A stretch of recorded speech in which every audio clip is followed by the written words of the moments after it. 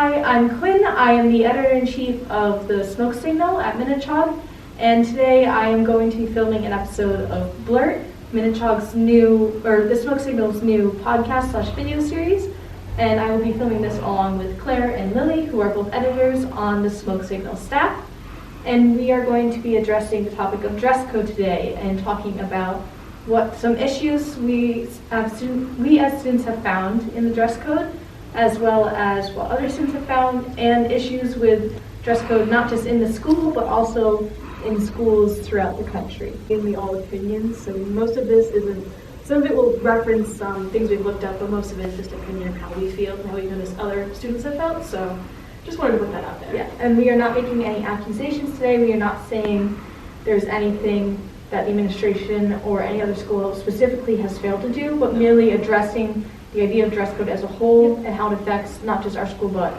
girls throughout the country. Opening up the conversation about dress code, because I know it's been a long-standing thing that people have been kind of upset about, and rightfully so, because it's good in some aspects, but most of it, it's obviously targeted towards girls. You know that? Yes, there are several rules about it, like the 2-finger rule for tank tops and like crop tops, too short shorts. All of those are definitely targeted toward girl-specific clothing, and it's not always fair. Like a lot of the time, I want to wear a tank top or a shorter T-shirt when it's hotter weather out. It can be really hard to find shorts that are like the finger length requirement, especially when you have monkey arms like me. I mean, I imagine it. My arms are. If my arms were a person, the person would be 5'11". Well, that's your wingspan. That's my wingspan. But that's how long my arms are. They're pretty long. So trying to find shorts for that. I mean, I know a couple of years ago it was worse because like the shorts were really short, but I think they've gotten a little bit longer. But styles changing too. Like it's hard to buy what you can buy, and they were at a certain point like a short style. And they still are pretty short nowadays, but that's just the way the style is. Exactly. Yeah, and we can't control what manufacturers make, and like. Yeah, I agree. And then like for guys, the main dress code is that they essentially can't wear like the basketball jerseys. Yeah. And I've seen guys wear those. I've also seen guys like come into the school almost shirtless. Yeah, with like the I've seen the big cut up, and you can almost like see their nipples, and I'm like, okay. Yeah. It's so and then they scream. Yeah, and there was in the junior spirit week, like one guy came in with like literally a shirt unbuttoned. Oh my goodness. Yeah. And there was no disciplinary consequence. So I think that really helps to show that there is a difference in between how dress code is targeting girls versus boys. And this isn't just an issue that we see in our school. I did some brief reading of some other articles, and there's a school in Kansas, I'm blanking on the name right now, but there's a school in Kansas that also raised a similar issue with their dress code. They're like, it's mostly targeting girls. There was guys, one day they staged a protest in which girls wore clothes that broke the dress code, and as did guys, and only like 1 or 2 guys got apprehended, and almost all the girls were talked to. So I think that really goes to show that it's not just an issue in the school, it's an issue around the country with dress code as a whole, targeting girls specifically. And even the main reason sometimes behind the dress code is it might be distracting for other students, or it might be distracting for male students, and that whole idea around it just has a bad stigma for the reason for dress code, whereas it's not some other reason that makes sense for wearing clothes to school. Exactly. Like you should be allowed to wear what you want to wear and not be worried that other people are gonna. I don't know, but I think it do things in result like it's a distraction. Right. I think that just feeds into the culture in our country that it kind of lets boys get away with this. Yeah. Kind of. And I'm not just saying it's boys, but it's like it lets everyone get away with it. So like girls wear this, people think that boys look at them, and then like it feeds into that, and it just keeps going. And it's not. I'm sorry, I can't think of what I'm trying to say. That's okay. It's not our responsibility for other people's actions and how they respond to what we wear. Or what we wear shouldn't affect how other people treat us. Exactly. And I agree there should be at least some base dress code for schools. I understand that we shouldn't be coming in pajamas or in bathing suits and that sort of thing. I get what the point of dress code is as a whole, is to ensure that students are wearing formal school appropriate clothing. However, the issue comes in when the school appropriate clothing starts turning into clothing that is not distracting from the male gaze. Exactly. And even with the allowing that to happen and changing the dress code around the problem of other students or males getting distracted, just also feeds into it, because instead of telling them, hey, like, let's educate you and change your ways so that you're not sexualizing other students' bodies, let's make them cover up for your need. And that whole way of trying to justify the dress code or making those reasons is just backwards, and it doesn't promote a good culture in the future, as you were saying. It feeds into rape culture, It and I does. know that that's a real problem in our country. It is. That people get away with that, and they're like, well, she was asking for it because she was wearing this. Right. That doesn't, like, you have the right to wear whatever you want on your body. That is, and not fear that someone's going to violate you.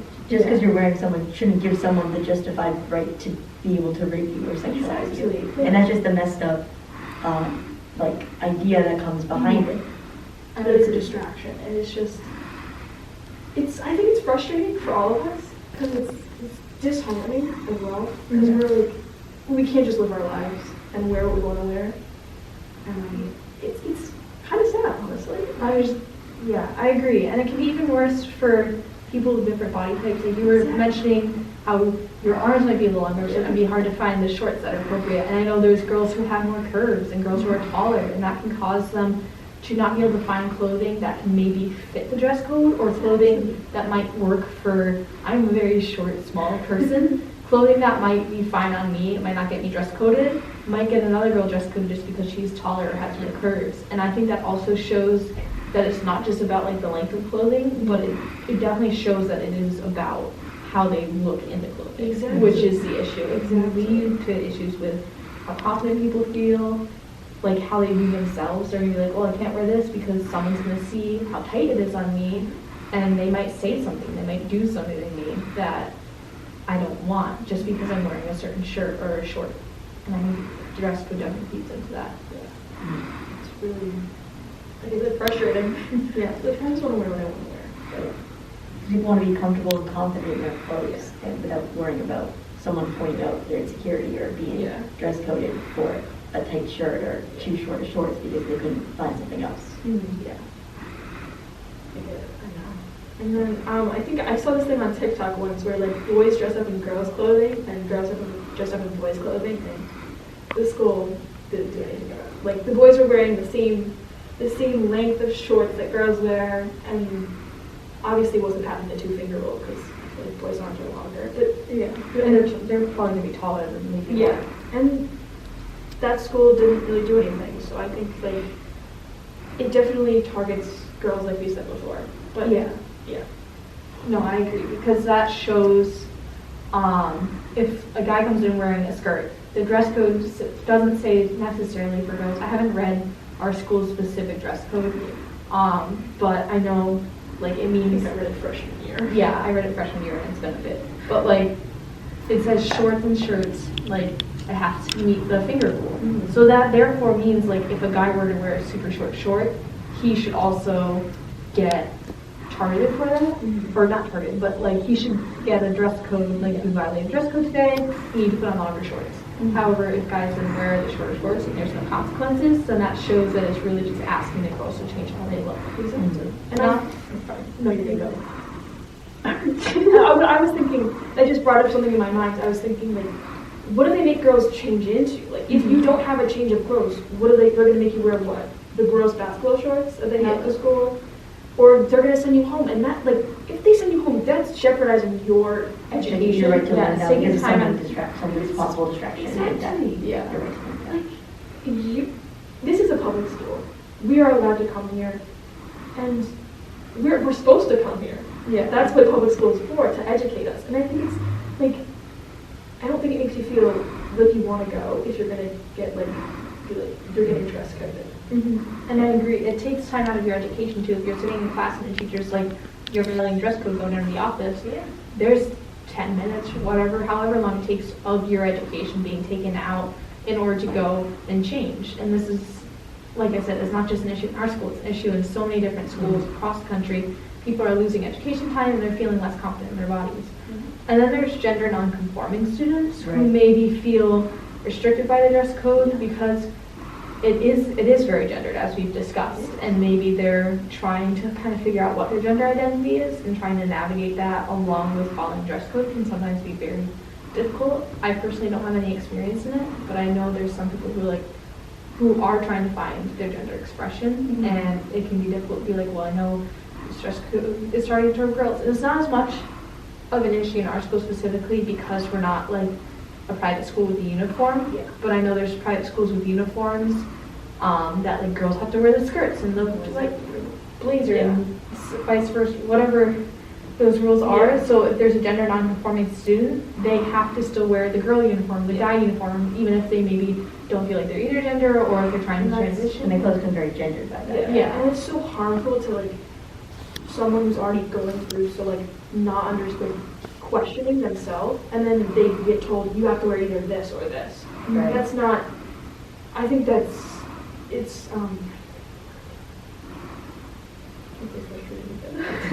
Sorry. I think it's just like you want to like you're already questioning something and you don't want to be put into these boxes that the school is forcing you to and get like backlash because of it because you want to wear boys clothes one day or girls clothes another day, and it's just I don't think it's fair. To any of us. And that's not even as much for you in this school specifically because our dress code is kind of we don't have those uniforms. I think our dress code's probably on the looser side, but I think it's still There still are some. there's still stuff like I think the two finger rule, the fingertip rule. I think we Our dress code certainly isn't the worst around, so it's not like it's specifically, but it's really the idea of dress codes and why they're created as a whole. That's the issue. Just in general. I know some schools they like outlaw, not outlaw, but they're like you can't wear leggings unless you wear a shirt that covers your butt. Why? Who? I think because Who is good? I'm sorry. it becomes such an issue when they make other schools or other like schools, when they make those sort of rules, and they're just saying, cover your butt because someone might be looking at your butt, and for them to not understand or notice the opposite side of that of saying, it's okay for someone to look at your butt, but you gotta make sure you're covering up. Otherwise, if they were looking at it, it's your fault because you didn't follow the dress code. And I had a conversation once earlier this year with a mother who had her girls in a private school, and she was having this she was complaining about how her girls had these possible shorter skirts, and she was saying, well, because she also had a boy, and she was like, well, now my boys might get distracted by these girls with their shorter skirts, and it was just hearing her say that quite directly like that. I was like, so do you see where the problem is? And I just remember that, and I was like, so it really is if it really is for you a distracting issue, worrying about the boys being distracted by their short skirt, and it was also elementary grade students. They were in middle school or less, and I was like, why would that be an issue to worry about? I think educating.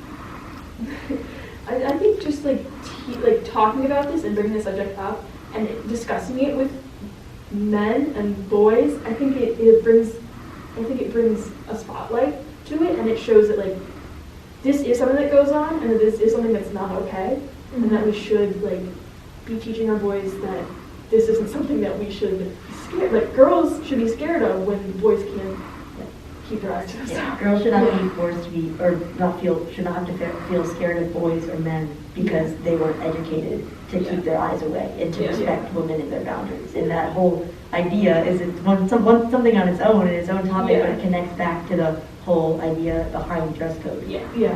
That's something we will have to discuss further, maybe another episode of this, but it's definitely an issue because when we're feeding into that idea with dress codes that are targeting girls specifically, because it's saying that instead of educating not just guys, but it is definitely more of an issue toward guys, but we need to educate everyone to be respectful of other people's bodies and to just kind of keep our eyes to ourselves and to not think clothing is an invitation.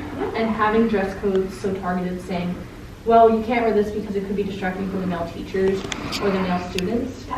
That gives me the Yeah. Yeah. I'm sorry. Gross. That's It's just not, we can't ask girls to change how they look in order to be men. We have to just educate everyone to be respectful. Yeah. So that way people can wear what they want and feel comfortable. And obviously within professional reason. Right. But so that way we can move forward as society. Because otherwise it can be really limiting. Yeah.